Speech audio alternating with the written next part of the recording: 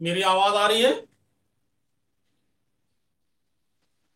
और देख, ठीक है, और मैं म्यूट कर दे रहा हूँ, कोई बोलिएगा नहीं। ठीक है, मेरी आवाज देखो। और अगर कट रही हो तो थोड़ा और ऊपर कर दें।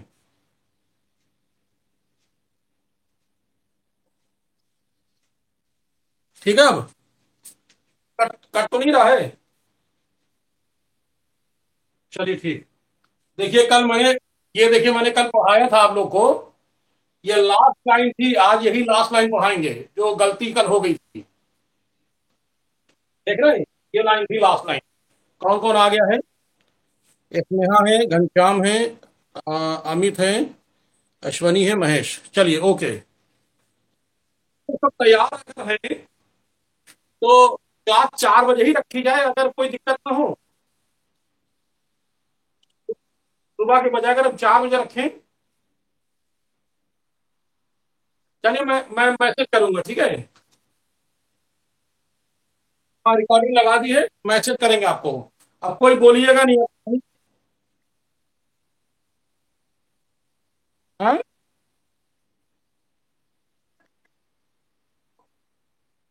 शाम मतलब 6 बजे? मैं तो भी सुबह ही रखो बीच, ठीक है। चलो, मैसेज से बात करेंगे। तो अब बोलिएगा नहीं, मैं सबको म्यूट करे दे रहा हूँ। अब बोलिएगा नहीं कोई, अच्छा। तो ना समझ में आए तब बोलिएगा जब मैं कहूँ।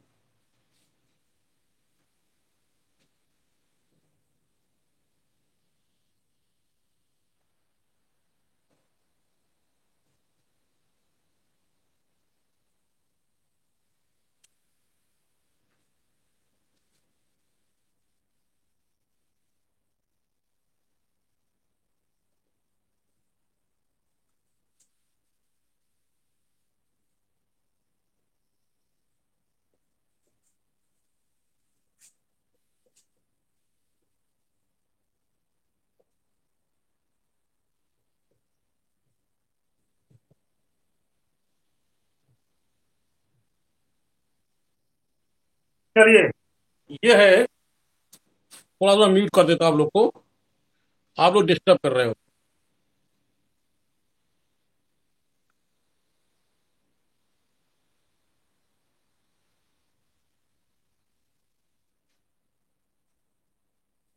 चलिए,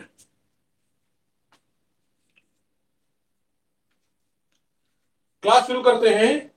भरतपुर जाट संस्थापक चूड़ामन बदन सिंह। क्वेश्चन अगर आता है कि भरतपुर का संस्थापक या जाटों का मुख्य नेतृत्वकर्ता, यानी संस्थापक के रूप में अगर बात आती तो आप कहोगे चूड़ामन। चूड़ामन और बदन सिंह हमेशा विकल्प साथ में ही आता है। अगर चूड़ामन बदन सिंह साथ में ही आएगा, या दोनों करके आएगा, या फिर अगर सिंगल अगर आएगा तो चूड़ामन पे ही टिक मारेंगे पहले आप, ठीक है। फिर बाद में सेकंड नंबर बदन सिंह। लेकिन अलग अलग कभी नहीं आता, आता हमेशा साथ में ही आता है। खैर, तो भरतपुर के संस्थापक चूड़ामन और बदन सिंह माने जाते हैं।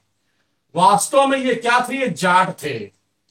जाट जो मूलतः जाट मूलतः ये किसान थे। जाट मूलतः किसान थे, ठीक है। ये किसान ये किसान दिल्ली, आगरा, दिल्ली, आगरा, मथुरा के आसपास के क्षेत्रों में ये लोग फैले हुए थे और मुगलों के अधीन थे। क्या था? ये मुगलों के अधीन थे और मुगल को लगान देते थे। मुगलों को लगान जमा करते थे। ये शुरू से मुगलों के अधीन, जब जब मुगल सत्ता आई तो मुगलों के अधीन रहते हुए लगान जमा करते थे, मूल रूप से किसान थे। तो इन जाटों में एक नेता हुआ जिसका नाम था, एक नेता बना शाहजहां के समय मुगल बादशाह शाहजहां के समय एक जाट नेता उभर करके आया, उसका नाम था वीर नंद राम। ये जाटों का नेता था। क्लियर हो रहा है? जाटों का नेता वीर नंद राम, ये जाटों का नेता था जो शाहजहां के शासन काल में जाट का नेता बना। इस जाट नेता ने, ध्यान देना, इस जाट नेता ने मुगलों के विरुद्ध मुगलों के विरुद्ध इसने विद्रोह कर दिया, विद्रोह कर दिया, और सभी जाट नेताओं को अपने अधीन करते हुए इसने विद्रोह कर दिया। और साथ ही साथ वीर नंद राम, ध्यान देना, वीर नंद राम ने लोगों से कहा कि लगान देने से मना कर दिया। शाहजहां ने अपनी सेना भेजकर शाहजहां ने अपनी सेना भेज करके शाहजहां ने अपनी सेना भेज करके वीर नंद राम को वीर नंद राम के विद्रोह को दबा दिया, और साथ ही साथ वीर नंद राम की हत्या कर दी गई। यानी वीर नंद राम जो है उनका अस्तित्व खत्म हो गया। कुछ समय के लिए ये जाट शांत रहे। फिर शाहजहां के अंतिम समय में एक फिर जाट नेता उभर करके आया, और उस जाट नेता का नाम था उदय सिंह। ये नेता जाट नेता था जिसका नाम था उदय सिंह। इसका नाम था उदय सिंह। इसने भी विद्रोह कर दिया, बाद में इसकी भी हत्या कर दी गई, और इस तरह से मुगलों ने कुछ समय तक, मुगल जो है वो शांत हो चुके थे, सॉरी, जाट कुछ समय के लिए शांत हो चुके थे और चुपचाप ये लगान जमा करते थे। लेकिन इनके विरुद्ध जल्द ही एक नया नेता उभर करके आएगा, उसका नाम मैं बताता हूं क्या है।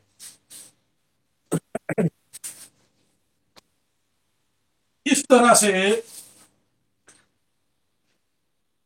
औरंगजेब के शासन काल में औरंगजेब के शासन काल में औरंगजेब के शासन काल में एक जाट नेता उभर करके आया। कब आया? 1669 में जाट नेता गोकुला। उस नेता का नाम था गोकुला। एक जाट नेता उभर करके आया, उसका नाम था गोकुला।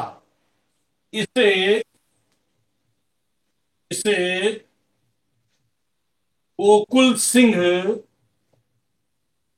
के नाम से भी जाना जाता था। ध्यान देना, इसे गोकुल सिंह के नाम से भी जाना जाता था। समझिएगा मेरी बात को, इसे गोकुल सिंह के नाम से भी जाना जाता था। तो इस तरह से औरंगजेब के शासन काल का जो विद्रोही जाट नेता था, ये जाट कौन था? ये जाट नेता था। इसके नेतृत्व में हजारों की संख्या में जाट एकत्र हो गए, और इन लोगों ने विद्रोह की जो शुरुआत की वो मथुरा से की। इसने गोकुला ने जो विद्रोह की शुरुआत की, कहां से की? मथुरा से की। मथुरा से दिल्ली तक की इसने जबरदस्त विद्रोह कर दिया। अब इसने काम ये किया कि उसने काम ये किया कि जो जो मुगलों के जो लगान के खजाने थे, जहां पर माल गोदाम रखा जाता था, जहां पर अनाज रखा जाता था, इस गोकुला ने लूट लिया था। मस्जिदों को क्षतिग्रस्त कर दिया था। और जब एक फौजदार, मथुरा के फौजदार, कहां का? मथुरा का फौजदार, जिसका नाम था अब्दुल नबी। अब्दुल नबी की इस गोकुला ने अब्दुल नबी की हत्या कर दी। क्या किया? गोकुला ने अब्दुल नबी की हत्या कर दी। यह सलमान खान करता है ना। तो इसने, गोकुला ने अब्दुल नबी की हत्या कर दी, औरंगजेब बहुत क्रोधित हुआ। उसने तुरंत जो है मुगलों की सेना भेजी। गोकुला पकड़ा गया और वो पराजित हुआ, और गोकुला भी औरंगजेब के द्वारा ये मारा कब गया, 1 साल के अंदर। और वो समय था 1670। 1670 में गोकुला मारा गया। कहां मारा गया? तो आप कहोगे ये मारा गया था कहां? गोकुला मारा गया आगरा में, आगरा के किले में। आगरा के किले में इसको कहते हैं कि इसकी मारने के बाद इसकी बोटियां कटवा दी थी औरंगजेब ने। लोगों के बीच में दहशत डलवा दी, दोबारा जो है जाट विद्रोह ना करें। जैसे ये लाश थी तो लाशों की उसने जो है उसकी मतलब उसको कई हिस्सों में कटवा दिया था, क्योंकि इसने कई मुसलमानों की हत्या कर दी थी, मस्जिदों को क्षतिग्रस्त कर दिया था, लगान को लूट लिया था, यानी खजाने को लूट लिया था, लगान देने से मना कर दिया था। इसलिए औरंगजेब ने इसकी जो है हत्या करवा दी। और इसके बाद कुछ समय के लिए जाट फिर शांत हो गए। लेकिन जाट फिर बार बार विद्रोह क्यों करते हैं? जाट का बार बार विद्रोह करने का उद्देश्य था कि जाट चाहते थे कि उनको स्वतंत्र रूप से उनको खेती करने की अनुमति दी जाए, इसमें सरकार का कोई हस्तक्षेप ना हो। जैसे आज वर्तमान में, इस समय वर्तमान की सरकार अधिकतर जो यहाँ पर जो आपके दिल्ली या अन्य स्थानों पर जो यहाँ पर किसान धरना दिए हैं, अधिकतर उसमें जाट ही किसान हैं, जिनके पास लाखों की तादाद में जमीनें होती हैं। समझ रहे हैं? जिनके पास लाखों की मतलब लाखों एरिया में उनकी जमीन होती है, और वो अपनी जीवन यापन जो है वो भूमि के माध्यम से ही वो अपना जीवन यापन करते हैं। अब आइए हम बात करते हैं अगला जो विद्रोही आया, अगला जाट नेता जो आया, उस जाट नेता का जो नाम था, ध्यान देना। अच्छा, एक बात और जान लें कि जाट था कहां का? जो गोकुला था, जो गोकुला था, ये सिनसिनी गांव, याद कर लीजिएगा, कहां का? सिनसिनी। ये सिनसिनी गांव का सरदार था, सिनसिनी गांव का सरदार था। क्वेश्चन जो पूछ चुके हैं वो मैं बता रहा हूं, लेकिन जो नहीं पूछा गया वो भी बता रहा हूं कि ये नहीं पूछा गया गोकुला कहां का सरदार था, तो कहेंगे सिनसिनी गांव का। लेकिन गोकुला कहां का जमींदार था? तो गोकुला जो जमींदार था कहां का? यहाँ का सरदार था सिनसिनी गांव का, लेकिन जमींदार कहां का था? तो आप कहोगे तिलपट का। तिलपट, तिलपट का जमींदार, सिनसिनी गांव का सरदार। तो इस तरह से गोकुला जो है यहाँ का एक जगह का सरदार और एक जगह का जमींदार था। और इसने अंग्रेज सॉरी मुगलों के विरुद्ध विद्रोह किया था, बाद में इसकी हत्या कर दी गई। चलिए नेक्स्ट बात करते हैं हम लोग। इसी तरह से कुछ समय के लिए जाट शांत रहे, और जाटों का अगला नेता बहुत जल्द मिला। जाटों का अगला नेता बना जिसका नाम था राजा राम। जिसका नाम था राजा राम। राजा राम ने विद्रोह की शुरुआत कब की थी? 1686 में। ठीक है, 1686 में मथुरा आगरा के आसपास क्षेत्रों में इसने विद्रोह कर दिया। ये बहुत खतरनाक व्यक्ति था, गोकुल से भी ज्यादा था।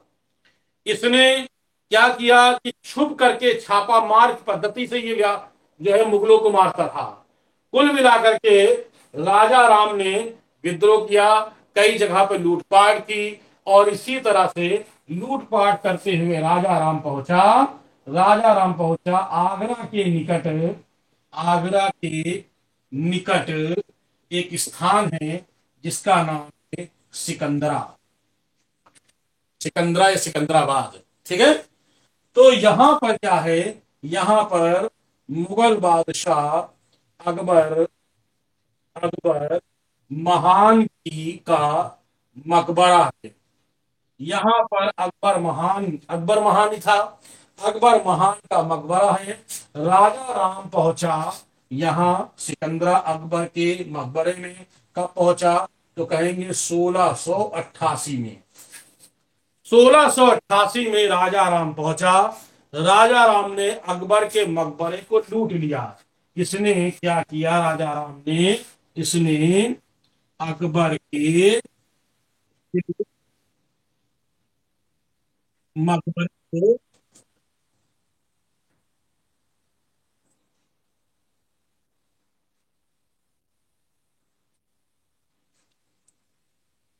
ठीक, इन्होंने अकबर के मकबरे को क्या किया, लूट लिया। इस तरह से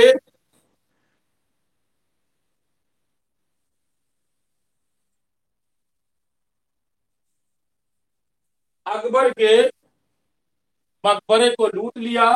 और अकबर के मकबरे को लूटने के पश्चात अकबर के जब मकबरे को लूट लिया, तो उसके लूटने के पश्चात उसने अकबर की कब्र को भी खोद लिया। पहले तो ये जान लें कि अकबर का मकबरा में लूटा क्या। आप कहोगे कि सर अकबर का मकबरे में क्या लूटने का है। अकबर के मकबरे में जो इंपॉर्टेंट चीजें रखी थी, जो कीमती चीजें रखी हुई थी, उन चीजों को वो उठा ले गया था। और यही नहीं, बल्कि उसने काम ये किया कि अकबर की कब्र को भी खोद दिया। और खोदने के साथ साथ उसने अकबर की जो अस्थियां निकली, उन अस्थियों को जला दिया। ये कैसे पता चलता है, ये पता चलता है हमको, इतिहासकार मनुची ने इसका उल्लेख किया है।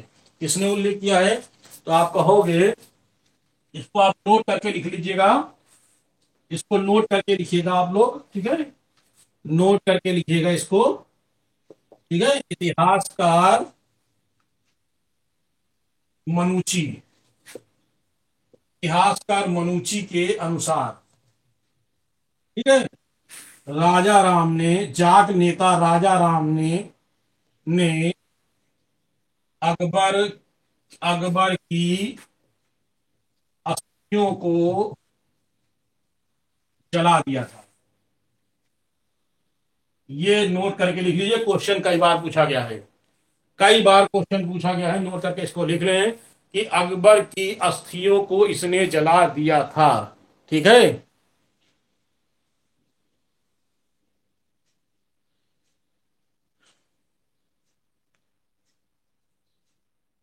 मैसेज में लिखे, मेरी वॉइस क्लियर है, ठीक। तो अगर किसी की वॉइस नहीं आ रही तो उसको वहां प्रॉब्लम उसकी है, ठीक है। चलिए, तो इतिहासकार मनुची के अनुसार राजा राम ने अकबर की अस्थियों को जला दिया था। यह उल्लेख किया गया है। कहाँ उल्लेख किया है, इतिहासकार मनुची ने उल्लेख किया है। समझ आ रहा आप लोग को।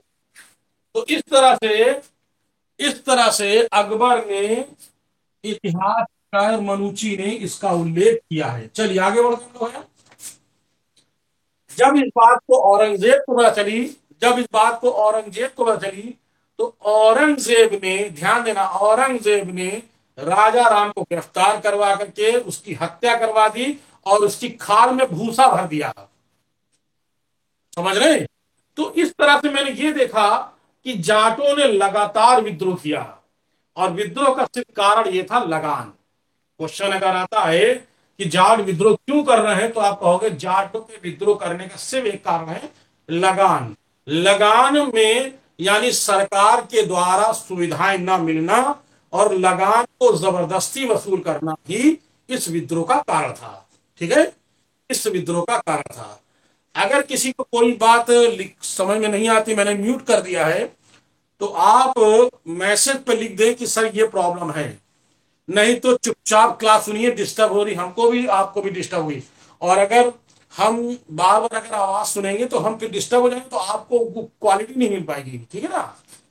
तो इस तरह से जाट जो थे वो लगातार विद्रोह कर रहे थे। औरंगजेब की मृत्यु हो गई। औरंगजेब की मृत्यु होने के बाद जो मुगल बादशाह बना उसका नाम था बहादुर शाह प्रथम। ये कौन था, मुगल बादशाह। ये मुगल बादशाह था बहादुर शाह प्रथम, याद रखिएगा। ये मुगल बादशाह था बहादुर शाह प्रथम। बहादुर शाह प्रथम जो था, मैंने आपको पढ़ाया था, ये समझौता समझौता वादी व्यक्ति यानी समझौतावादी यानी समझौता प्रवृत्ति का व्यक्ति था। इसने अधिकतर लोगों के साथ समझौता कर लिया था, उन्हीं में से थे जाट। तो जाटों में जाट नेता अगला जो था उसका नाम था चूरामन। याद कर लीजिएगा, जाट का अगला नेता था चूरामन। बहादुर शाह प्रथम ने इसके साथ एक प्रकार से समझौता कर लिया था। इसीलिए बहादुर शाह प्रथम ने जाट नेता को 1500/500 का मनसब प्रदान किया। ध्यान दीजिएगा, 1500/500 का मनसब प्रदान किया था। किसने दिया? तो आप कहोगे बहादुर शाह प्रथम ने दिया था। तो इस तरह से जाट नेता जो चूरामन था, उसने इसने आगरा के आसपास कुछ क्षेत्र को विजित कर लिया था। ध्यान देना, उसने आगरा के आसपास कुछ क्षेत्रों को इसने विजित कर लिया। जब इसने विजित कर लिया जब इसने विजित कर लिया तो वही क्षेत्र आगे चल करके इसका भतीजा, जिसका नाम होगा चूरामन, वो उस नए क्षेत्र को एक नए नाम से विकसित करेगा और उसका नाम होगा भरतपुर। अभी आगे हम पढ़ाएंगे चूरामन उसमें, बदन सिंह में। तो इस तरह से चूरामन नॉर्मली वो ठीक था, लेकिन वो ज्यादा हड़पने के चक्कर में था। होता है ना, कुछ लोग थोड़ा मिला तो और पाले, तो ज्यादा यानी मुगलों की वो जगह कब्जे करने के चक्कर में था। तो जब फर्रुखसियर का शासन काल आया तो इसने कुछ चीजों को फिर इसने अपने अधिकार में करने का प्रयास किया। कहा? आगरा के आसपास। सुनिए, ध्यान दीजिएगा मेरे साथ। इस तरह से मुगल बादशाह, ध्यान दिएगा, फर्रुखसियर, मुगल बादशाह फर्रुखसियर ने आमेर के शासक आमेर के शासक जिसका नाम था जय सिंह। ध्यान देना, आमेर के शासक जय सिंह को भेजा कहां? आगरा। ठीक है। और आगरा में विद्रोह किसने किया था? आगरा में विद्रोह किया था किसने? चूरामन ने। क्योंकि चूरामन कब्जा करना चाहता था जमीन को। जय सिंह ने चूरामन को पराजित कर दिया। ध्यान देना, जय सिंह ने, नोट कर लीजिए, फर्रुखसियर ने आमेर के शासक जय सिंह को आगरा के आगरा में चूरामन के विरुद्ध भेजा भेजा तो जय सिंह जो हुआ ये पराजित हुआ। ठीक है। और उधर फर्रुखसियर ने, ध्यान देना, उधर फर्रुखसियर ने जय सिंह को प्रसन्न हुआ और उसको सवाई की उपाधि दी। मैं पढ़ा चुका हूं आपको, सवाई की उपाधि दी, मैं आपको बता चुका हूं। ठीक। इधर चूरामन को अपमानित महसूस हुई कि मैं जाट नेता होकर मैं जय सिंह से हार गया। तो इसने क्या किया? इसी के शासनकाल में इसने विष खाकर आत्महत्या कर ली। इसने विष खा करके क्या कर ली?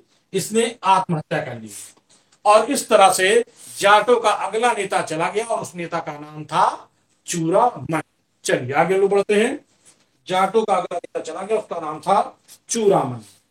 अब आइए हम लोग बात करते हैं बदन सिंह। जाटों का अगला नेता हुआ, उसका नाम था बदन सिंह। बदन, ठीक, बदन सिंह।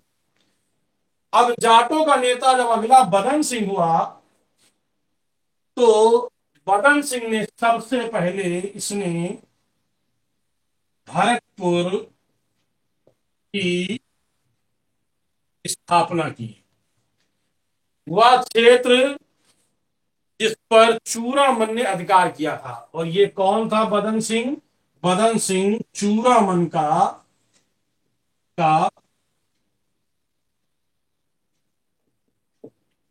भतीजा था।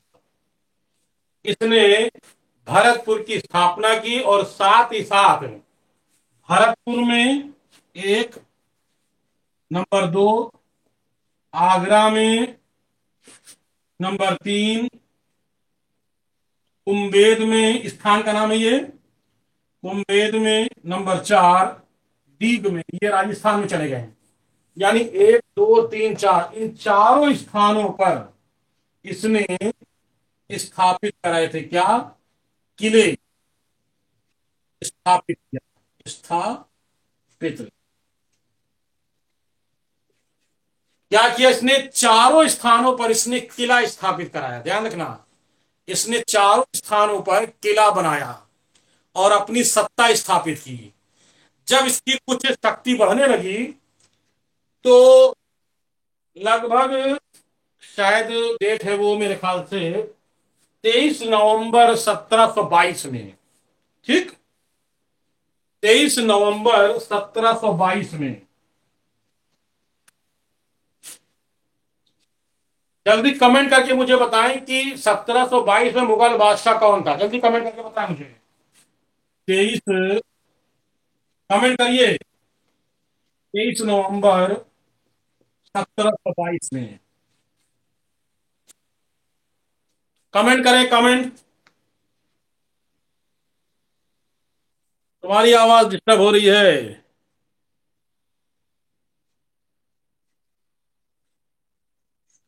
बस दूर से देखिए किसने कमेंट किया है। धीरज, धीरज ने रंगीला, महेश ने मोहम्मद शाह, रंगीला ठीक, स्नेहा ने भी कहा रंगीला। वेरी गुड, बहुत अच्छे, बहुत अच्छे, बिल्कुल सही है। और जो लोग भी करिए सही है, रंगीला है, ठीक है, बहुत सही।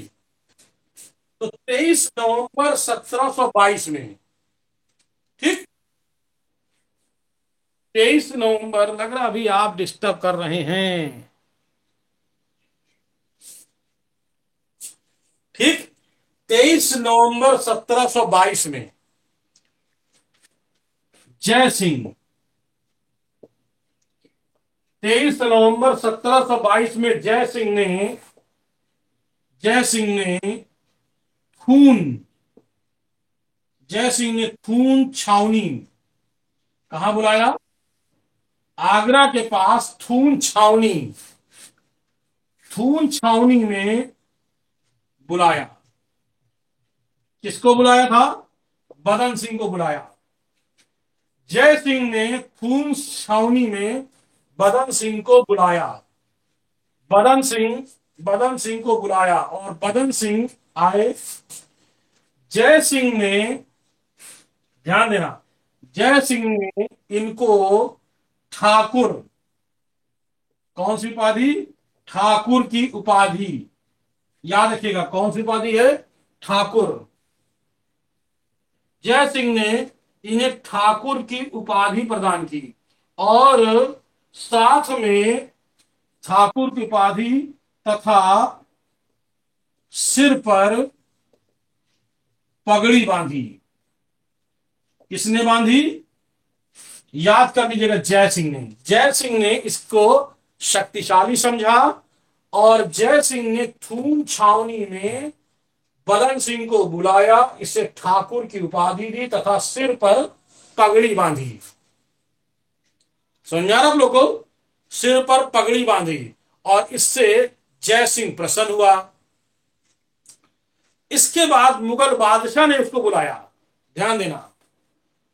फिर इसके बाद किसने बुलाया? मुगल बादशाह रंगीला ने बुलाया। सॉरी, याद कर लीजिएगा, मोहम्मद शाह रंगीला, रंगीला ने बुलाया। इसे क्या दिया? एक नक्कारा, नक्कारा, नक्कारा मतलब जो बजाने वाला होता है, ड्रम।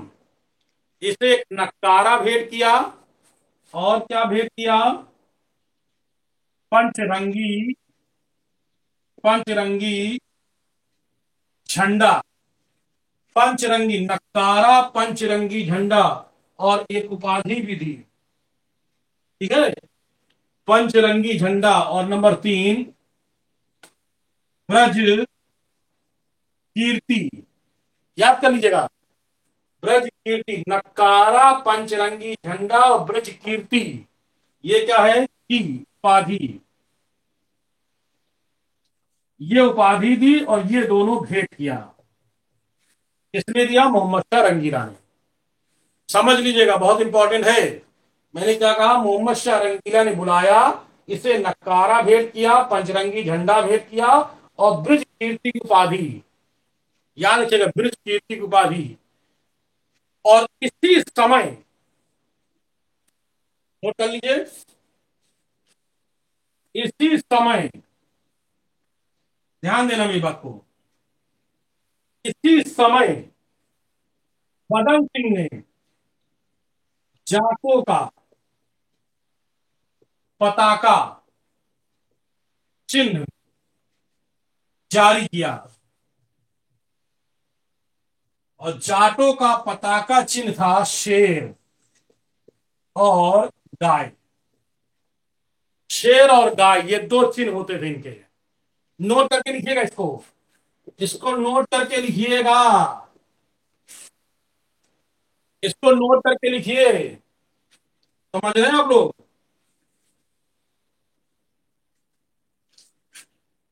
चलिए आगे हम लोग बढ़ते हैं। आगे, बदन सिंह को 1900 सॉरी 1731 में, ध्यान देना, 1731 में बदन सिंह को, बदन सिंह को जयसिंह ने बुलाया। बदन सिंह को जयसिंह ने बुलाया, ध्यान देना मेरी तरफ। अब जब जयसिंह ने बुलाया तो जयसिंह ने बदन सिंह को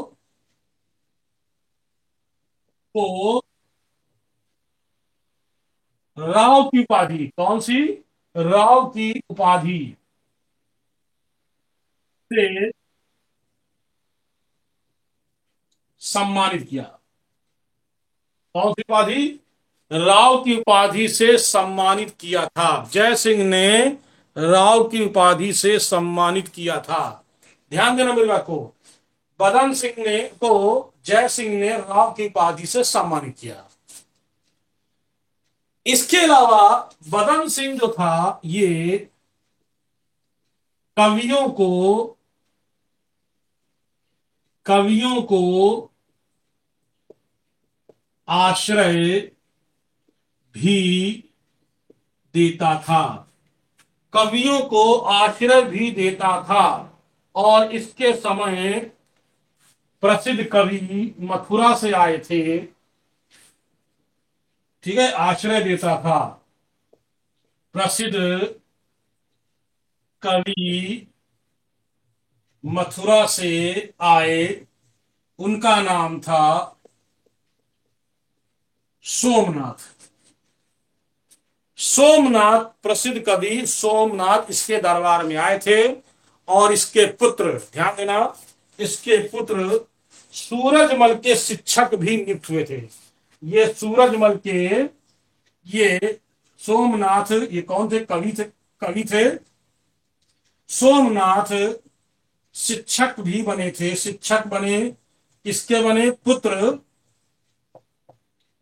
सूरजमल के, सूरजमल के पुत्र भी बने थे। तो इस तरह से ध्यान दो कि बदन सिंह जो थे वो एक, इन्होंने जाटों को विस्थापित किया, और इनकी 1700, और ध्यान दीजिएगा, मुगल अंत में मुगल बादशाह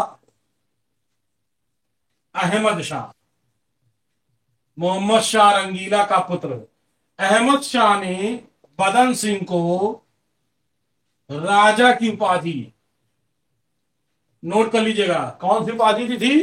राजा की उपाधि प्रदान की। ध्यान दीजिएगा मेरी तरफ, कौन सी उपाधि प्रदान की? राजा की उपाधि प्रदान की। किसने दी?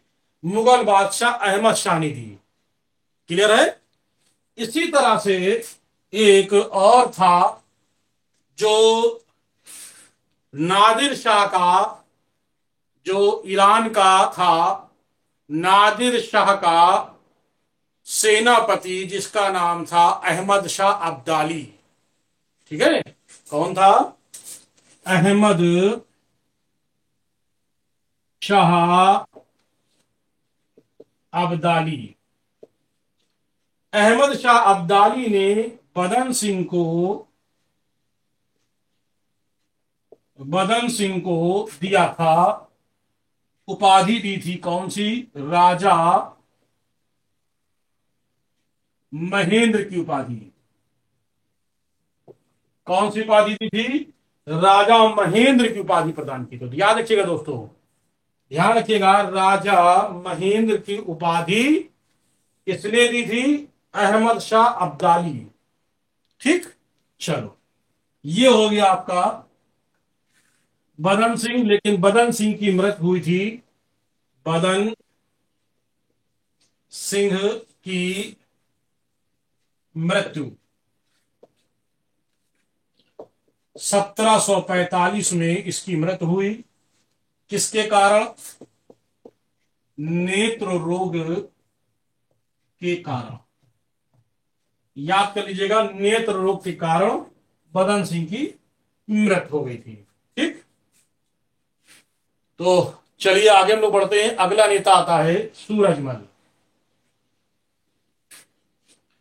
जाटों का अगला नेता था सूरजमल।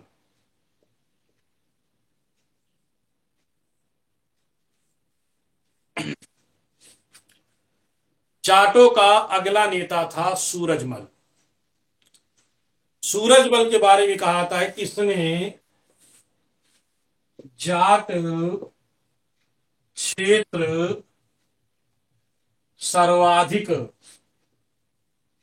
विस्तार किया था।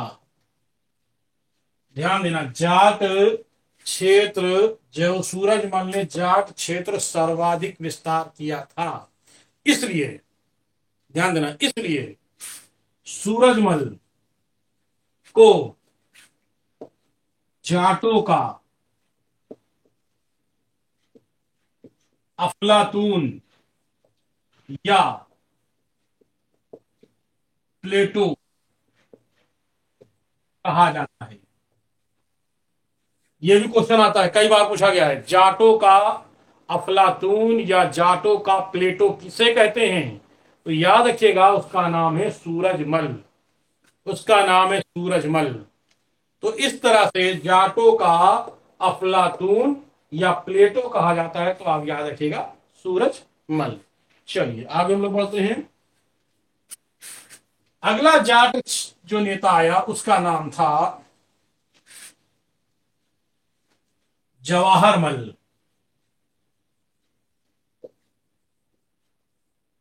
अगला जाट नेता का नाम था जवाहरमल। याद रखिएगा, अगले जाट नेता का नाम था जवाहर सिंह। जवाहर सिंह, ये नाम था। जाटों का अगला नेता था जवाहर सिंह। इसने भी क्षेत्र विस्तार किया, लेकिन जयपुर का क्षेत्र, ध्यान देना, जयपुर का क्षेत्र धौलपुर, कौन सा? धौलपुर को विजित करने के कारण जयपुर के शासकों द्वारा मारा गया। ये किसको जीत रहा था? धौलपुर को जीतना चाहता था, लेकिन जयपुर के शासकों ने इसकी हत्या कर दी। और इस तरह से कई जाट आए और चले गए। आइए हम अंतिम जाट की बात करते हैं। ठीक है। अंतिम जाट शासक का नाम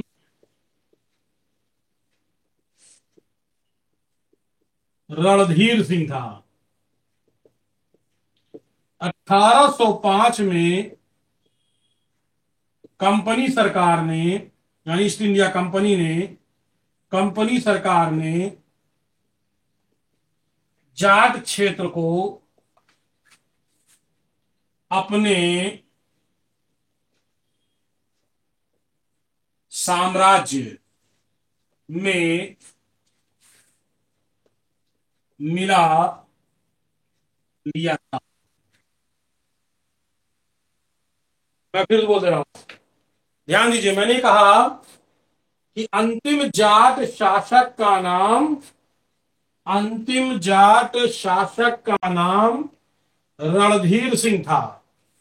1805 में कंपनी सरकार मतलब ईस्ट इंडिया कंपनी ने जाट क्षेत्र को अपने साम्राज्य में मिला लिया था, और इस तरह से ईस्ट इंडिया कंपनी ने जाटों को पूरी तरह से उनके क्षेत्र पर अपना कब्जा कर लिया। और इस तरह से जैसे धीरे धीरे अनेक राज्य जो हैं वो कंपनी के अधीन हो रहे थे, उसी तरह से जाट क्षेत्र भी कंपनी के अधीन हो गया। क्लियर हुआ? बताइए। ये क्लास आपकी दी एंड हो गई। जल्दी बताएं। अब अपनी अपनी बोलिए, मैं सबका खोले दे रहा हूं।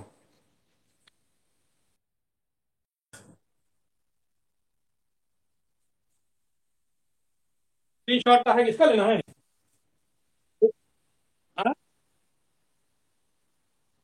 चलो बाद में वीडियो देख लीजिएगा, वीडियो सेव हो जाएंगे ये। ठीक है। चलिए अमित जी। अमित।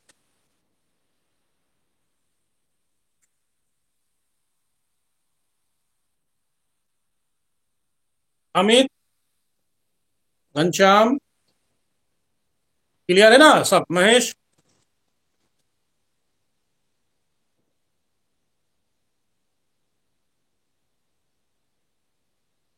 तो चलिए फिर आप लोग कल मिलते हैं, कल क्लास लेंगे, पंजाब कल पढ़ाएंगे। हैं?